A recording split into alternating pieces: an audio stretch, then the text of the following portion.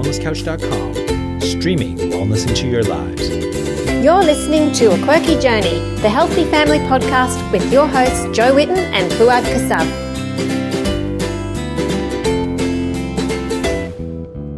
Welcome to A Quirky Journey. This is your host Fuad Kassab, and with me is my co-host and best friend, Jo Whitten. Hello, Jojo. Hello, Fufu. How you doing? Good, man. It's been a while. Winter's morning. Has it? Yeah, I missed last week's intro, so you did it on your own. That's true. And you said it was a very lonely introduction, so I'm back this week. I was so lonely and sad. Oh. So I'm glad you're back. Lyme. Yeah. Yes. This is a controversial topic, isn't it? Well, in some circles. But we're not talking about like Lyme and lime juice and that kind of stuff. We're talking about Lyme disease, Lyme. Not even talking about the lime in the coconut. No, but if you have a coconut and some lime, you put the lime in the coconut. That's what you do. And, okay, that's the wrong kind of lime. No, we're talking about Lyme disease, Lyme co-infections and viral infections and mold illness and chemical sensitivities and things like that with Amina E. Hillier. Stealth infections. Yeah. Yes. Sorry, I interrupted there. Amina. What was her last name? Hillier. Right. Amina E. Hillier. Amina is a naturopath who's been working with Lyme disease and stealth infections like Epstein-Barr virus and herpes. And she's treated over 3,000 cases of these diseases in her practice. So This is her area of focus. And she's really, really knowledgeable on this topic. And in the podcast, she talks about the diagnosis process for Lyme disease and the various stealth infections and how her approach is for treatment. And this is a really great podcast. It's quite a hopeful one as well because a lot of people will really struggle with these diseases and not know what to do and not know the holistic approach to take when it comes to treating these diseases. And it feels like it's forever and you'll never get over it. I know a lot of people who've been through this and they don't actually believe that they're going to get better. Yeah. And we also talk about what getting better is. Yes. And how to measure your success in terms of the improvement that you'll get. These are very difficult diseases to really completely recover from, and we talk about what remission looks like. And it's a fascinating podcast. Amina can be found at noosaholistichealth.com and amina.com.au, so that's www.amina.com.au. We'll put the links in the show notes. And she's a practitioner, so you can go see her, do Skype calls with her about this. You don't have to actually fly to Noosa to do this. She is really a great resource and a very passionate human being when it comes to this area of treatment. So that's what you want. You want someone who really cares about this stuff.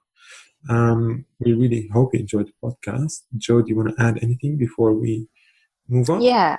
I think I should just add, if you're listening to this on iTunes, if you could possibly give us a really nice 5-star rating, that would be awesome because it means that more people will find our podcast. And I think we're talking about really important topics on this podcast, and we hope to really get the word out there about, all these amazing people we're interviewing.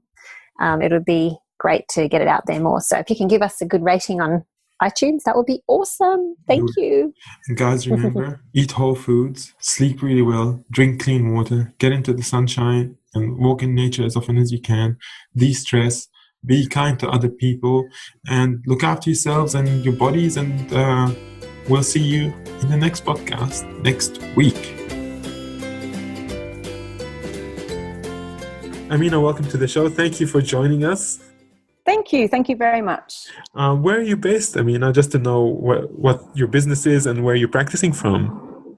I'm based in Noosa on the Sunshine Coast in Queensland. I've got a clinic there called Noosa Holistic Health. We've got about 18 practitioners there now. And so I specialise in chronic complex conditions where people have a whole plethora of symptoms like chronic fatigue and pain and chronic anxiety and depression, brain fog, those sorts of symptoms. And on your website, and also from the book that you've written, Lyme Natural, you tell us that you've been dealing with over 3,000 cases of chronic symptoms of Lyme disease, and this is just an astounding number to be dealing with. I'm just wondering if you could share with us your story on how you got started in the world of Lyme disease. Yeah, sure. Well, I've been a naturopath for over 15 years, and I've been a nutritionist for 25 years. And I was working in a medical centre over 10 years ago now with medical doctors, and we were working with a lot of patients that had chronic fatigue, chronic pain, and a lot of quite severe illnesses associated with those symptoms. And there were a couple of people who actually had Lyme disease. One was from Germany, I remember one was from South Africa, and we started seeing a lot of local people that had tick-borne infections or different things that they weren't sure what was going on. So I guess word just got out. We started treating these patients, and just word got out. Next thing, I'm starting to see more patients that think, oh, have I got Lyme disease? And I didn't know much about it at all then. So I started researching, and I guess the cascade just continued. It picked me. It just came, and I just sort of kept working with it. So that's how I got into it, which is great because I love working with the immune system and the adrenals and the liver and the gut, and all of these areas are what needs to be looked at with these patients. Lyme is such a difficult topic to talk about. The diagnosis process is difficult. It's not like having any normal infections, and to a lot of us, it's one of those diseases that sounds really mysterious. Can you maybe tell us a little bit about what Lyme is, what its symptoms are, and how does a person present to you? Like, how do they suspect that they may have Lyme or not? Okay, well, your classic textbook Lyme disease is a person gets bitten by a tick that is infected by Borrelia burgdorferi bacteria. And although we never really look at the textbook way, because it's never like that. So to me, Lyme is a bit of an umbrella word that someone has an infection. So in acute Lyme, someone may have been bitten by a tick or other vector. There are other insects that can cause these types of infections. And the person may have a flu-like symptoms for a couple of weeks. Initially, they may have the bullseye rash, which is your erythema. It looks like a bit of a target rash, but only 25 to 30% of people actually present with this type of symptom, the rash. So someone might get a flu-like symptoms within a couple of weeks of being bitten by the tick or the initial onset of infection. They might feel sore throat, really bad headaches, aching neck, a lot of sore muscles around the back, may feel really fatigued, may get some sweats. And then it seems to be often described as a flu that was the worst they'd ever had. And sometimes they don't associate the actual flu infection symptoms with the tick bite that they may have had a couple of weeks ago whilst walking on their camping holiday. Then what tends to happen, this is acute Lyme, over the weeks, it seems to just sort of get worse. The symptoms often patients describe other knee pains in their knee, or more neck pain. They often get a lot more fatigued. Their symptoms get a lot worse, and they never seem to be right. They just don't get better. Sometimes patients never get back to work again. So that's your classic, typical acute Lyme where there's a tick involved. So there are so many other co-infections, not just borreliosis. Borreliosis is the tick bacteria, the Borrelia burgdorferi type bacteria, but there's also many co-infections like rickettsia, mycoplasma, anaplasma, babesia. These are all co-infections that also often accompany borreliosis type infection from a tick bite.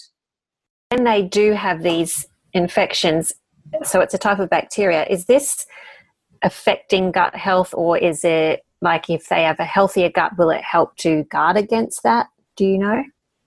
Well, the way I explain it to people is, so it's a bit of a complex cycle. If you imagine going around the clock, Okay, so it's a bit of a cycle. So say it all starts with someone's genetics, like what genetics. So imagine around 1 o'clock of my chronic cycle, we've got the person's born with certain genes. Some people are born with genes that they're a lot more susceptible to inflammatory conditions. Yes. They're more susceptible to immuno deficient type diseases and also autoimmune diseases. And then, so is this related to that kind of thing? Yeah. So okay. Many of my chronic patients there's definitely I do a lot of genetic testing myself, and there's definitely a genetic predisposition as a tendency towards getting affected. Some of these patients have, like, for example, the MTHFR gene variation that means they can't detox very well, or the inflammatory marker gene. So I look at that. And then when you were asked about the gut, many of these patients already have sensitive guts, even though they might not realize it. They may be gluten sensitive, even celiac in some cases, and they may be lactose intolerant. They may have already had a very bit of an acidic diet. Often patients have parasites, whether they had the parasites before they got sick and the parasites weren't affecting them, or their body was more vulnerable and the parasites took an opportunity to be in more of an acidic, inflamed state since they got the borreliosis type infection. So there's always a massive part of my treatment is always looking at the gut, because most of the patients do have what we call gut dysbiosis. They don't have enough good bacteria. They have too much of the toxic dysbiotic bacteria. That alone, there's many bacteria I find when I do stool testing that come up time and time again. And I find that these come up with similar stealth infections. So there's definitely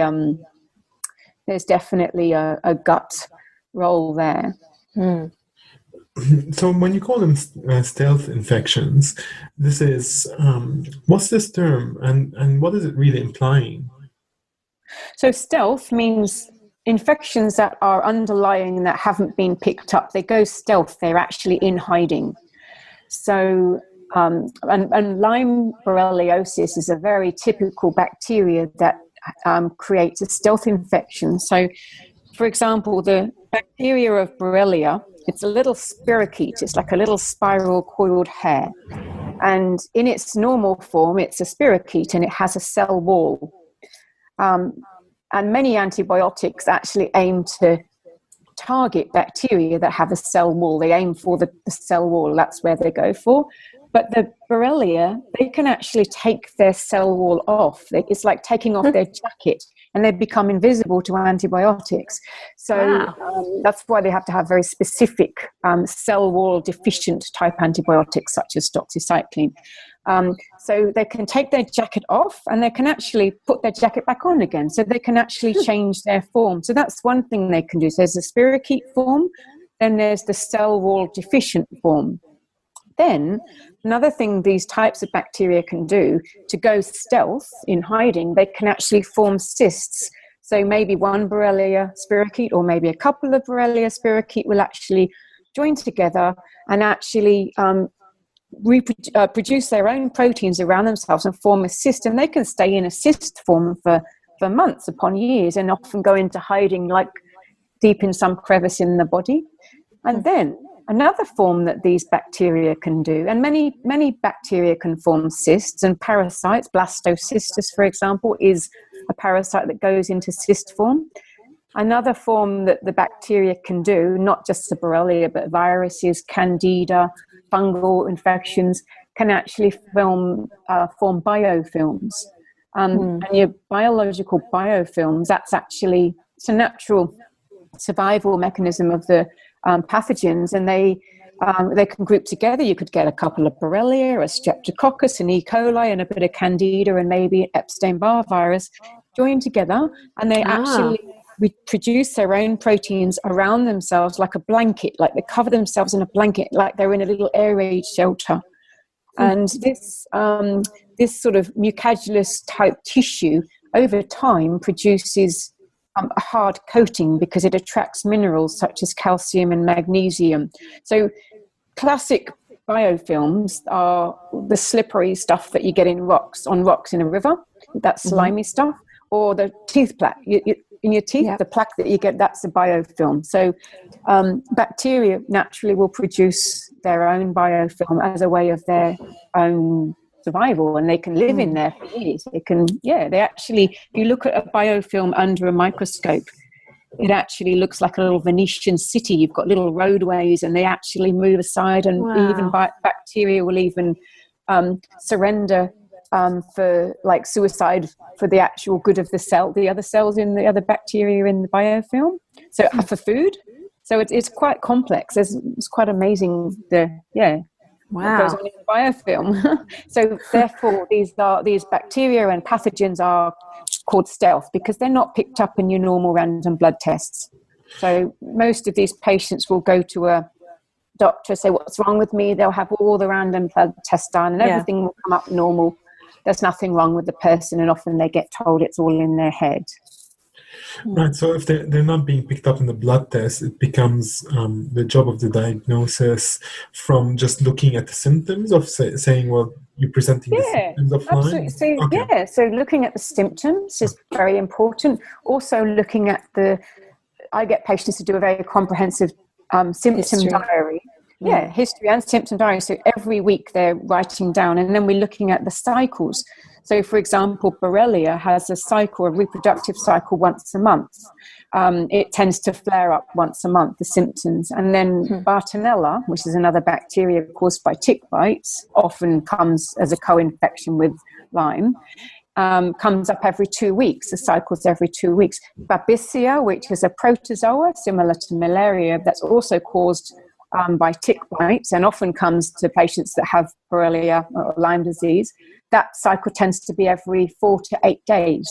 So looking at the cycles of the patient's symptoms gives a really good indication of knowing, the possible pathogens that they may have, and therefore we can do more individual testing. And listening to the symptoms, generally, symptoms are quite different between a lot of the infections and the co-infections, so just knowing what to look out for.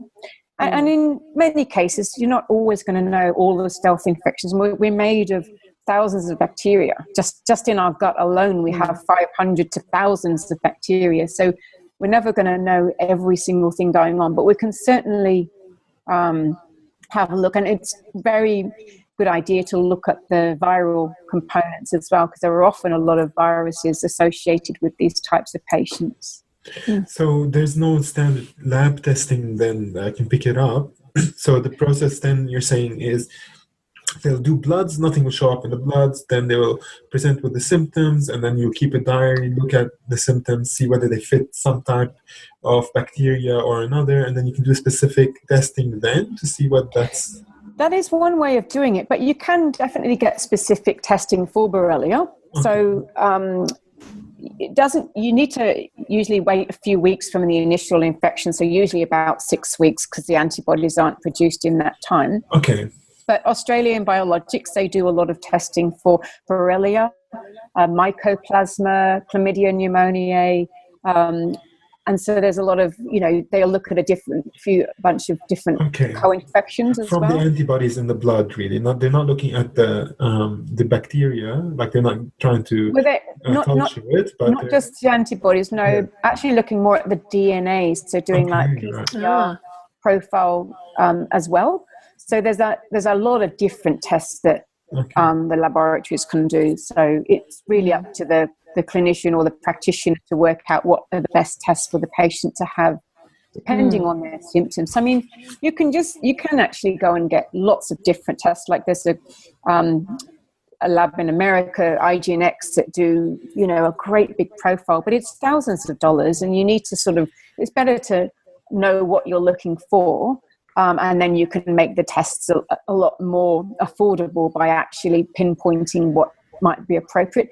And the thing is, in a lot of cases, sometimes the test can come back negative. It doesn't mean that the person doesn't have the infection. It just means that it wasn't picked up, because a lot of the tests are based on the species Borrelia burgdorferi, whereas in Australia we probably have the Borrelia Phacelia or Borrelia greenii, and there's a few others that have been recently talked about, maybe more present in Australia. So, yeah.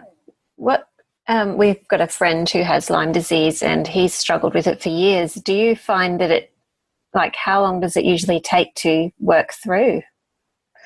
Well, this is the thing. I don't ever think I just see Lyme on its own. Back to my chronic complex cycle. I always see these genetic things. There's the gut problems, and then we look at the heavy metal toxicity load in the person. So when I do the testing on these patients, they've always got higher amounts of mercury, lead, arsenic, aluminium, and often their mineral status is very low. So their magnesium, calcium, zinc, molybdenum, and these are nutrients that the Borrelia will feed off as well, especially zinc and molybdenum. So if they've got heavy metal toxicity, they're more likely to get Lyme disease? Is that what you mean? It kind of is a bit. Well, the thing is, it's a bit like the chicken or the egg. It's like, which one? Does the Borrelia affect the person because the person's environment is perfect for that Borrelia to thrive, i.e. inflammation, toxicity, acidity, other pathogens it can, literally feed off and work together with. The people with underlying viruses such as Epstein-Barr virus that many people have, or glandular fever, often I think these viruses will exacerbate the Borrelia type infection. So does the person already have all this going on, or does the person get an infection and then ends up getting all these susceptibilities? Genes then get switched on that make them more prone to inflammation, make them more prone to anxiety, make them more prone to having food sensitivities and multiple chemical sensitivities. So, but why would they not be able to detoxify them? Like, why would they then get heavy metal toxicity? Or would that be an existing condition, or would it MTHFR?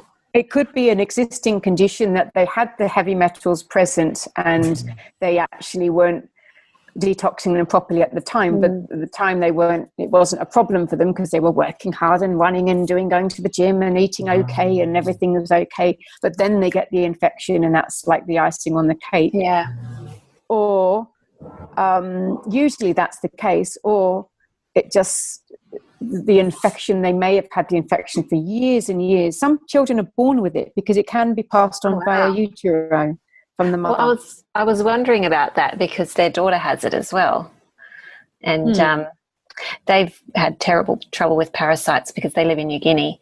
So, It's like I call it my jigsaw puzzle. So it's such a big jumble of... So literally when patients come in, I actually have a jigsaw puzzle template that I get out. It's a blank and it's got 50 pieces on it. And sometimes I have to go over that. And I can fill that jigsaw puzzle up no problem, because when you start going, okay, so this is a typical pattern of someone with chronic Lyme. They've had it for, say, 3 or 4 years, for example. Okay, typical picture. They had tonsillitis as a child. They might have been born via cesarean in the first time, maybe not breastfed, maybe had some reactions to vaccinations, maybe. They may have been okay as a child, no problem. But then as a teenager, they might have had a lot of stress, a lot of hormone problems. Maybe the girls went on the pill early to control their hormones. Maybe they got glandular fever when they were partying, when they were age 18 or 19 and had a few weeks off college. And then maybe they just got into party life. Maybe they were, and they could have just had a very healthy life and not being partying. I'm not saying everyone's partying, but this is a typical example. And then maybe gone into a job that they would have worked really hard, maybe spent too much time at the gym, working too hard at the gym, working too hard with their studies generally. So they become a bit adrenally depleted earlier than their body naturally wants to be. So all of these things will start sort of forming a pattern of putting the body under stress physically and mentally. So this is a sort of pattern I see. And then when you think about, the heavy metals, so maybe they worked with chemicals or sprays or didn't eat organic food, or as this is human, we can't avoid these chemicals, but maybe someone had some mercury fillings, or maybe they were on a particular medication for a long time that's really like, Nexium, because they were burping too much, or, there's so many things that women that use a lot of perfumes and hairsprays and makeup and toxic things on their skin, all of these things can add to the load of the body being stressed or overwhelmed. Yeah. Just wondering with this, because I have no experience with Lyme disease or Epstein-Barr or anything like that. I'm just trying to imagine, what does a person feel like or look like? Are they completely debilitated? Do they struggle to get out of bed? Or is it on a spectrum, like do people, some function better than others? How does it look like? It's definitely on a spectrum. I've had whole families where the whole family is tested, and even say, for example, a mother might have a lot of symptoms. The husband may not really have any symptoms, but he has the positive Borrelia as well. So some people, they do function fine. They're okay. They're able to still go to work. They have children. They've got to function. I think it's a lot of the cases they have to. And it depends on how well they eat. If they're eating well, that's one of the biggest things that I noticed. The healthier Lymies, I call them, have had a lot more of a better diet. Even if they change their diet from when they got ill, they tend to be a lot more mindful of toxins, and they also do things like relaxing and more yoga or meditation, and they often have a bit more of a a lot more family support is a massive thing. Then there are patients who aren't working. They maybe still have children, but they are really struggling. Every day is a real struggle for them. And then there are patients that are completely bedbound. I have patients that may only come and see me once a month, and that's the only time that they actually leave their house. And then I've got patients, the other extreme, that don't even leave the house at all, can barely lift their head off the pillow because they're in their bed. So therefore we're doing Skypes. There are a surprisingly high number of patients that are actually bedbound. You wouldn't know it because you don't see them, but they're sick. They're at home and they're just basically there. Yeah, we've heard from a few that have listened to the podcast and found it helpful, and it's that's why these podcasts we feel are so important, because how else do you reach people who don't know what's wrong with them? That's right. And there are always, it never is just Lyme. However, that can be the straw that broke the camel's back, so to speak, or that could have been the final thing, or that could be a very large, someone's born and they have Borrelia in their system. These are the children that continuously struggle. They've got aching pains, often called growing pains, and they're not functioning at school, and they're not eating well, and they're always sick, and they're deficient in iron and different nutrients, and always have sore tummies and parasites. So, they could have been infected since birth, and then they never really thrive. They always struggle. Yeah, that makes a lot of sense. So now to move on to the treatment aspect, is this a case of making the immune system stronger, or do we have specific drugs that we can use to target Lyme disease? And talk about diet too. We want to know. Well, okay. So in from my perspective, treating acute Lyme to chronic Lyme is very different. So if someone has acute Lyme, in other words, they've just been bitten by a tick, they've got a bullseye rash on them, it's all swollen, they've got the flu-like symptoms, aching pain, it might have only been a few weeks ago, I then do highly recommend that person does go on antibiotics. But I also recommend that person sees a specialised naturopath and gets a very good comprehensive program to support that. So initially the antibiotics can be very helpful. I think when it ends up the person has chronic Lyme, then it's debatable whether the antibiotics will help or not. Every patient's different, so that really needs a bit of a comprehensive assessment to check out whether that person is needing antibiotics or not. Some people, like most of the people that I see, are chronic and they actually can't handle the antibiotics, or they've had them and they've done them for 3 or 4 years and they're still not well. So these are the types of patients I get to see. And then I'm often trying to deal with the side effects of the antibiotics and then the gut dysbiosis that comes with that. And so we're sort of working on that level. So there's a place for medicine. I think it's really good for naturopaths to team up with good medical doctors and work together on this, because it does need a bit of a comprehensive program. So far as what I do from my naturopath perspective, yes, there is so much we can do, and I do it and I see it and I do get results. And it's a very tricky, complex procedure. And I say to patients, if you've got chronic Lyme, you might be looking at a couple of years. However, people can start to feel better sooner, much sooner. So the treatment basically is really supporting the immune system and making sure that the body has everything it needs to heal. The body will heal itself, but it needs the tools. So often the detox is a big issue, because many people can't detox their body very well, and they've got these types of genes that stop them detoxing so well, but also in a lot of mineral deficiencies and vitamin deficiencies. For example, the ones that have the MTHFR type gene mutations, they often very deficient in vitamin B12, which is essential for detoxification. Often they're deficient in selenium and glutathione, which are your master antioxidants for the liver.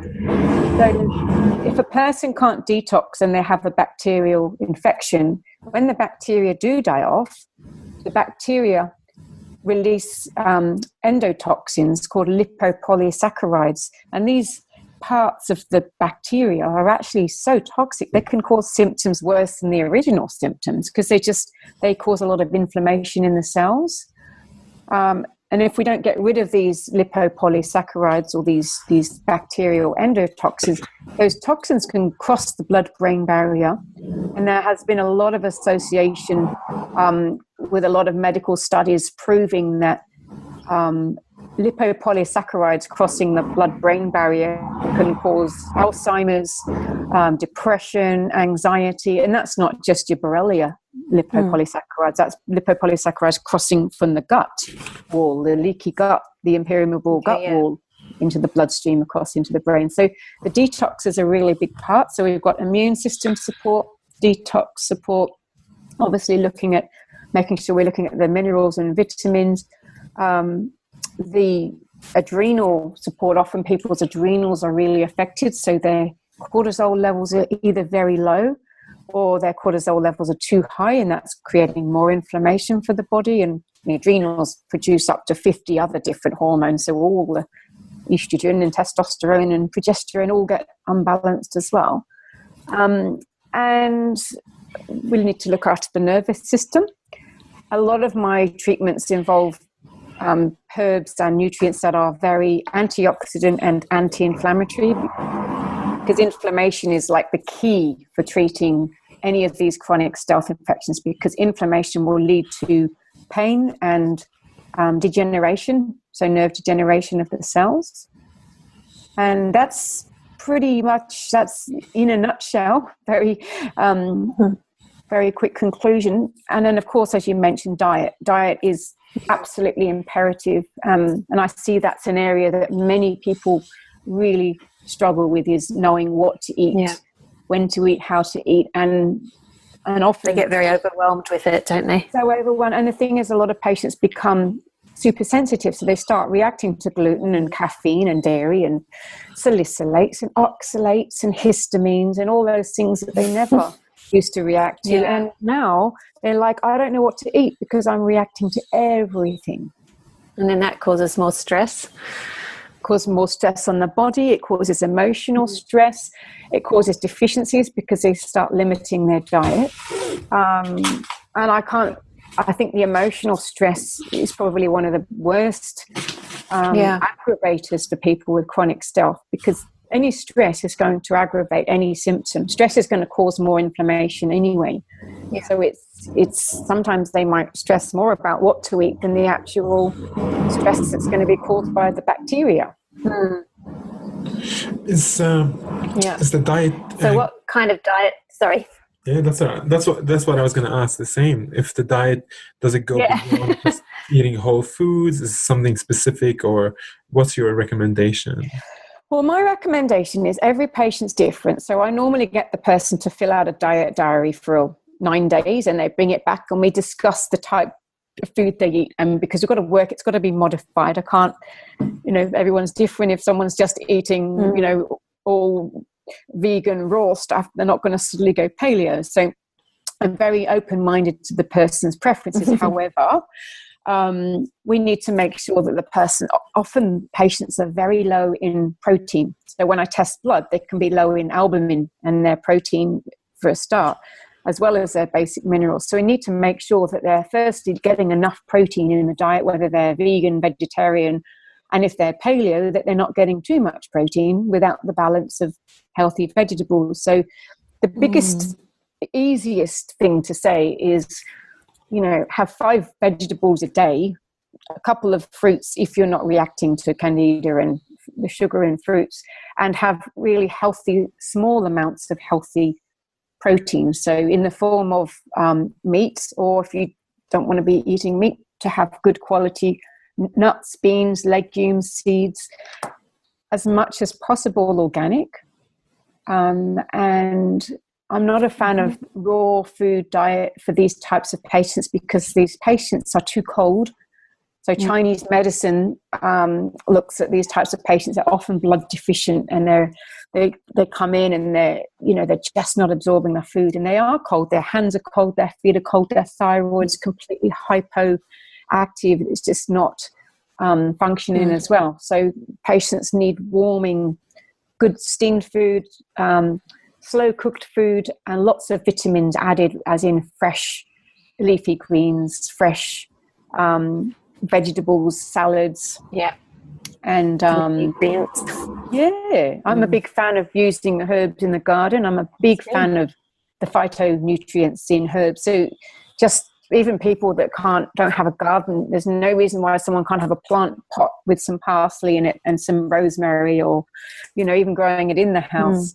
And using the phytonutrients from foods as much as possible. That's good. Did you have any more questions about that, Fu? With regards to the diet, I was just wondering whether there's something that could trigger... With the herbs and everything, that was interesting. Yeah, just with the triggering of symptoms, are there any foods that trigger symptoms? Oh, definitely. I always say to people... I say to people to avoid gluten as much as possible. And the reason why is, okay, you've got the people who are celiac, and there's many people who actually have the celiac gene and they don't even realize that they have the gene, and they have that tendency towards that inflammation, which is an autoimmune disease. And if they don't have the celiac gene, and those genes are very much associated with people who get Lyme disease and people who suffer from mould illness. So we're talking about the HLA, DR, DQ genotypes that make people very susceptible to being gluten intolerant, Lyme affected, and mould illness. So I always say to recommend to do gluten-free as much as possible anyway. And my other reason why is that there's a lot of studies showing now that gluten can increase zonulin levels in the gut, and the zonulin are like the gatekeepers. They basically affect the permeable membrane of the gut, and instead of having it a nice tight healthy membranes only allowing nutrients into the bloodstream, they tend to be open, and this leaky gut can end up with letting a lot of bacteria from the gut into the bloodstream when it should only really be in the gut. And also gluten's a very big molecule, and as is lactose. And gluten and lactose molecules have been found to cross that leaky gut wall into the blood system, and then cross the blood-brain barrier in that way. So that's where your GAPS diet comes in, that gut and psychology syndrome. A lot of doctors have done a lot of research on that and have found the link is the gluten actually makes people have a leaky gut wall because of the amount of zonulin that the gluten makes the body produce. So I do recommend people stay off gluten as much as possible. Lactose is another one that a lot of people do tend to react to. And if someone has an odd bit of milk in their tea, so be it. If someone has an odd piece of birthday cake every now and again, so be it. But it's when the person is having, toast for breakfast with butter and a big milky coffee, and then a muffin for mid-morning, and a ham and cheese sandwich for lunch, and then spaghetti bolognese for dinner with a bunch of cheese on it. You know what I mean? Like, that's an inflammatory type diet. Too much coffee. I've found a lot of people in my genetic testing have this CYP1A2 gene, which means they just can't tolerate caffeine. And they may love caffeine like myself. However, the coffee makes them anxious, and if they have another coffee, they're just too hyper, and it can actually cause cardiovascular disease. This has all been scientifically proven. I remember going to a conference just a couple of years ago, and a doctor spent a whole hour and a half. His lecture was all about cardiovascular disease from coffee, and he was specifically talking about this. That would have depressed a lot of people.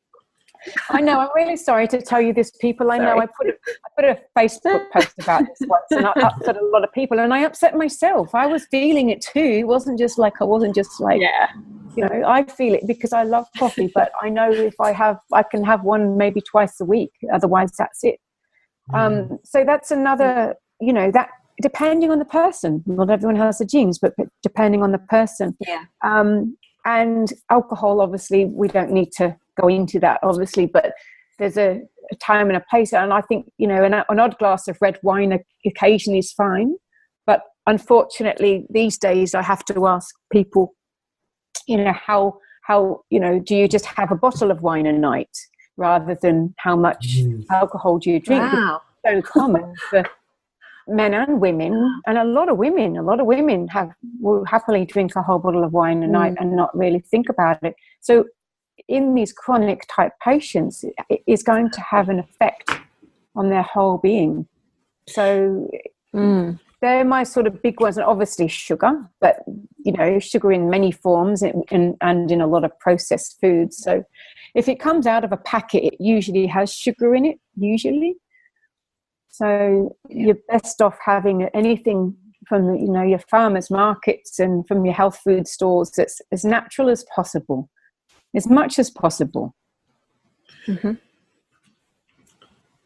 All right, so this is sounding to me like we're looking at Lyme disease, but maybe all these other diseases as well are going to be, in a way, treated with the same type of nutrition approach. Is that what I'm hearing? But absolutely. I mean, at the end of the day, any virus, pathogen, or bacteria or parasite needs to have the body to deal with it, needs to have the optimum nutrition. So getting as much nutrients as possible out of nutrient-rich food with as little hindrance. And the hindrance is going to be due to the inflammation caused by the toxic foods. All right. And then after that, is there any specific herbal support that can be given to target, say, Lyme or Epstein-Barr? Oh, absolutely. There's so many. It's ecstatically exciting. I've written quite a lot of herbs in my book. I've written a book called Lyme Natural, and there's a lot of herbs in there. But I've got about 400 herbs in my clinic. So I choose ones that are specific for the person. Every person gets a personalized prescription. However, some of my favorite herbs I use for supporting the immune system. I would use holy basil. I use myrrh. I use artemisium for a lot of sort of parasites, protozoa, and the stronger bacteria. I use a lot of echinacea, cat's claw. I use astragalus for acute Lyme. I use a lot of Siberian ginseng, gotu kola. Now, these are all herbs that are quite stimulating and have quite a profound effect on the immune system. When I first start treating someone, I never go into those particular herbs. I always start with the anti-inflammatory herbs, which are like chamomile, calendula, marshmallow, celery, meadowsweet. And the reason is because if someone has a chronic infection, you wouldn't want to just suddenly start busting biofilms and cyst forms with these full-on strong myrrh and artemisium, because otherwise the person's going to end up with the bacteria busted open from the biofilms floating around the bloodstream. And if you kill the bacteria, you're going to have the lipopolysaccharides, the dead bacteria, and it's going to cause havoc, and they're going to have a lot of symptoms, which is it's called a Herxheimer reaction, like a die-off reaction. So initially, I'll always treat the person using anti-inflammatory type herbs very gently, slowly but surely. I even use the dropper dose. Some people are so sensitive they can't even handle like 1 or 2 drops of St. Mary's thistle. So I'll just go in very easy, depending on the patient. Like, you assess that in the consultation, how sensitive they are.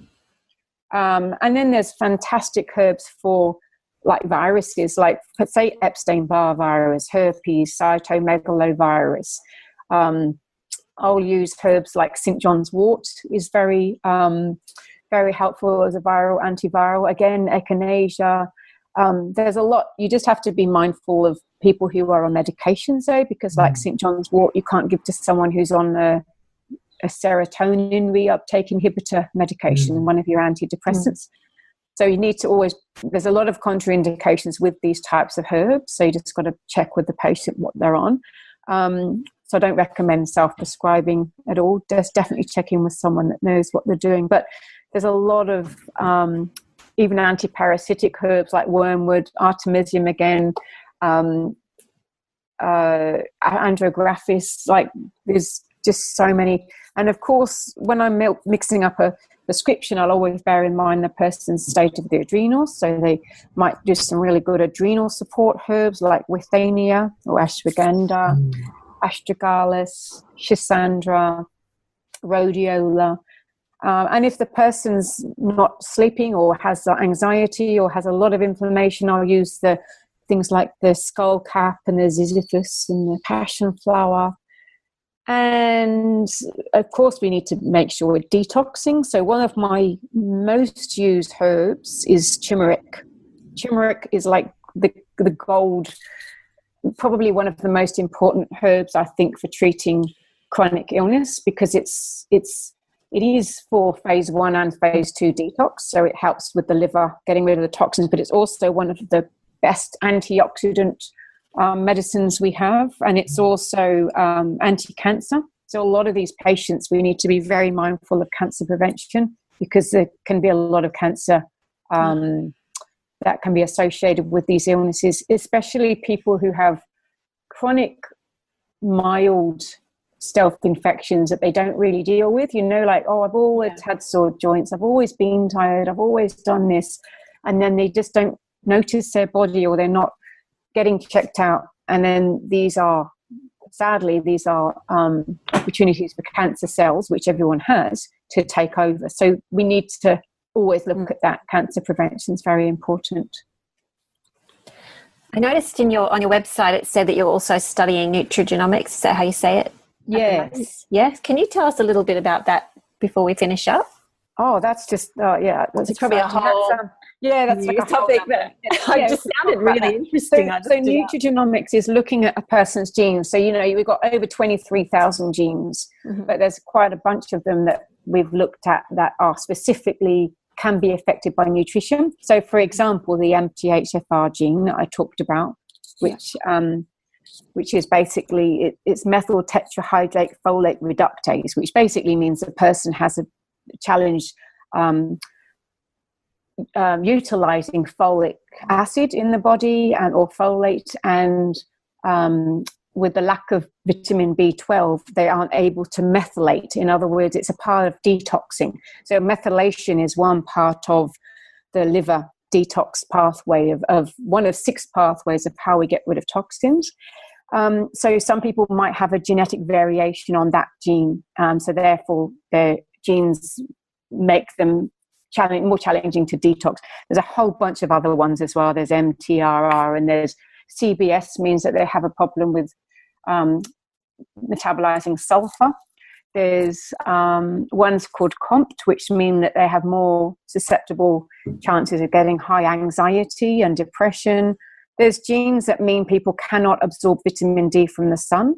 So 30% of people can't absorb vitamin D from the sun. Oh, wow. So when they say, oh, I go out in the sun, so I have plenty of vitamin D, well, that's not the case. I have many patients that have genes that they can't assimilate vitamin C, vitamin E, omega-3 essential fatty acids. They just can't seem to, they have the genes that mean they can't break these down. So it means they're going to be deficient, and that's going to lead to more inflammation. A lot of my chronic pain patients have one of the lactic acid genes that mean that whenever they exercise, their body builds up so much lactic acid, the body can't get rid of it properly. So it becomes extremely painful. And it's actually down to a gene, as well as the fact they've got stealth infections, but it's these genes exacerbate it. So nutrigenomics is basically looking at the genes and then using nutrients that are scientifically proven to actually help switch off that gene. Genes can be switched off. You don't have to, if someone's got the celiac gene, if they don't eat gluten, you can switch that gene off so they don't have the autoimmune disease. They don't have to have the symptoms. But it takes a lot of understanding, and the patients, needs to know what they need to eat. So it's absolutely fascinating, and it's a newish science, but I think it's the way of the future. I think it will be, and your genes don't change. So you can get them tested and they'll be the same forever. They're not going to change. It's not like a blood test. So you can get them done any time. But it's very helpful to know that you can see if you've got genes for Alzheimer's and genes for MS and all sorts of things, genes for breast cancer. You can have a look and see what things you may be susceptible to, and then use the prevention. I'm doing it. I'm preventing myself getting Alzheimer's. I don't want MS like my mum's got. So I'm making sure I'm not going to get breast cancer. I'm going to do everything I possibly can to prevent those. And so with the nutrigenomics, you're really focusing on both supplements and diet to suit each person to switch. Yeah, and herbal medicine and lifestyle. Okay, yep. Yeah. So you're sort of looking at, and also looking at other tests that you might need to work with the doctors, medical doctors, so looking at people who've got genes that are more susceptible to rheumatoid arthritis, and obviously making sure that you look at the other inflammatory markers upon medical testing. Diabetes, for example. So there's lots of different things. Huntington's disease, you'd want to prevent that rather than, I know like one patient that had the Huntington's disease, which is a very horrible inflammatory brain disorder. And then turns out her children all had the gene. Well, then these children now need to be the right medicines that will prevent them getting it, because they've got like a 90% chance of getting it if they don't sort their lifestyle out. Wow. From your experience, how widely spread are these stealth infections? So, like, is it a lot of the population have these, but they don't know about them? Look, yeah, pretty much. I mean, it's not, if you think about it, many people have had Epstein-Barr virus, which is glandular fever. Many people have had herpes. These are viruses now. Many people would have had, chicken pox in the past. So your body builds antibodies and a sort of an immunity to it. But again, it depends on the genetics and the heavy metals and the gut dysbiosis and the adrenal stress and the lifestyle. What goes on. So, I mean, I heard, and don't quote me on this, but I did hear that 10% of people have the meningococcal meningitis bacteria in the nose. That doesn't mean that they're going to get meningitis. It just, things take opportunities when there is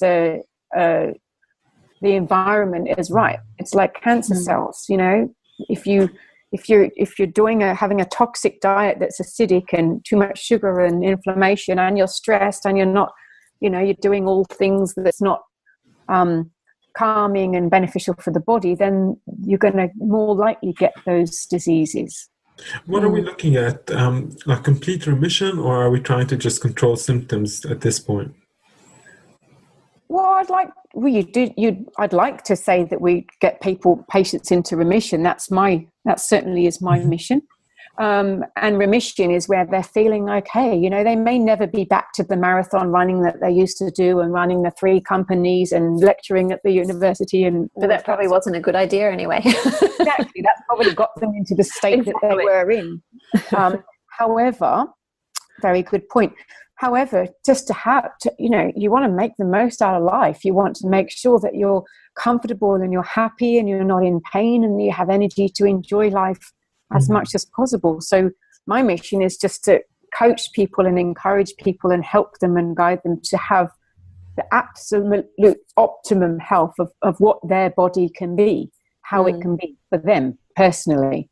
Yeah. And when a patient is in remission, it takes work. It takes work to stay like that. So I do recommend to continually take herbs. I take herbs every day. Touch wood, I don't have any health concerns at all. I feel blessed because of that. But I do take supplements. I take my herbs. I eat my herbs in my garden. I eat well. It's not perfect. I'm not perfect. But I do the best I can. And I feed my children as well as I can. And we make the absolute best of what we can. And that's all you can do, really. Yeah. So, it's and I think you can create quite amazing things by looking at the diet, taking herbal medicine, the right nutrients, and just having a good, happy lifestyle with the right support. Family, community is also very important. Some of the sickest people I have don't have family or community. It's a really sad, lacking area in this Western society. But I see it too.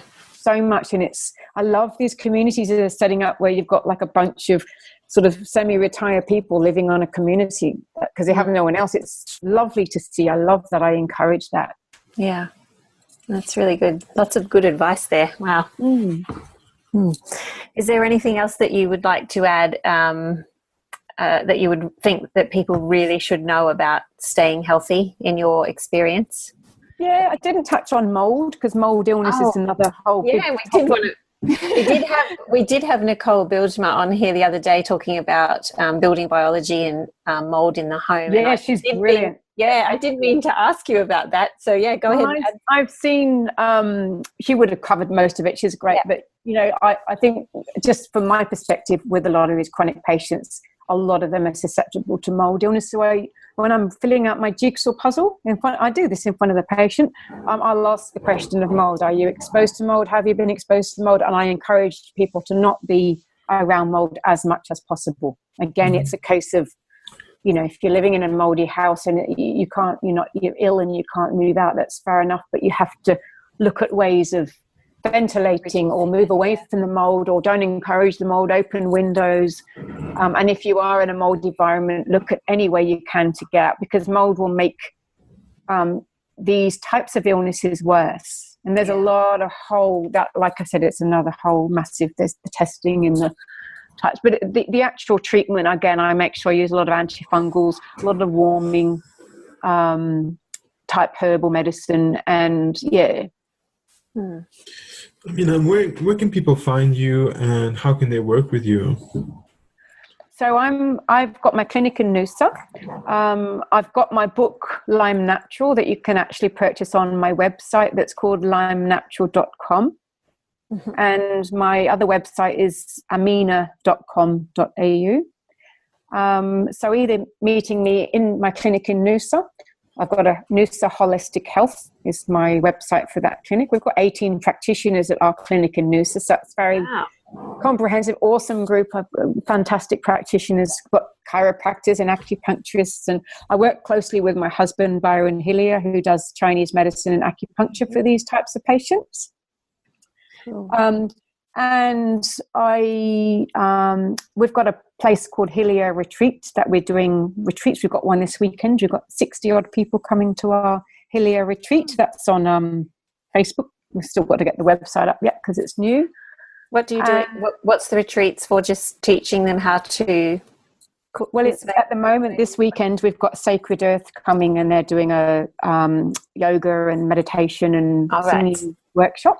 Yeah, so we've got Sacred Earth come twice a year to our place, and it's sort of camping and glamping and down to earth, we call it. So it's I do my wild crafting herbal medicine walks. So we go and find that'd be interesting. Herbs. I know we found 20 medicinal herbs the last walk, just wow. So we've got nearly 200 acres just outside of Noosa all up. So it's these indigenous herbs. Yeah, absolutely. Wow. So we need another podcast on that. I know, it's really exciting. I just did a workshop the other day for land care people, and it's identification of them. And I also am going to be working in a Sri Lankan clinic, a medical centre that specialises in cancer. And I've had so much inquiries about chronic Lyme and stealth infections, and they've got the hypothermia treatment and the hyperbaric oxygen chambers and the ozone therapy and all of the high-tech stuff.